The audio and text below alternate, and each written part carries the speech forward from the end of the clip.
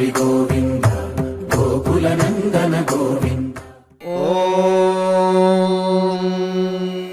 शतमानं भवति शतायुः पुरुषः शतेन्द्रिय आयुष्येवेन्द्रिये प्रतिष्ठति।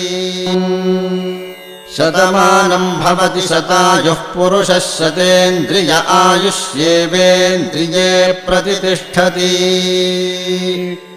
शतमानं भवति शतमानकं शतमानं भवति शतायुः शतायुर्भवति शतमानकं शतमानं भवति शतायुः शतमानमिति शतमानम् भवति शतायुः शतायुर्भवति भवति शतायुः पुरुषः पुरुषः शतायुर्भवति भवति शतायुः पुरुषः शतायुः पुरुषः पुरुषः शतायुः शतायुः पुरुषः शतेन्द्रियः शतेन्द्रियः पुरुषः शतायुः शतायुः पुरुषः शतेन्द्रियः शतायुरिति शतायुः पुरुषः शतेन्द्रियः शतेन्द्रियः पुरुषः पुरुषः शतेन्द्रिय आयुष्यायुषि शतेन्द्रियः पुरुषः पुरुषः शतेन्द्रिय आयुषि शतेन्द्रिय आयुष्यायुषि शतेन्द्रियः शतेन्द्रिय आयुष्येवैवायुषि शतेन्द्रियः शतेन्द्रिय आयुष्येव शतेन्द्रिय इति शत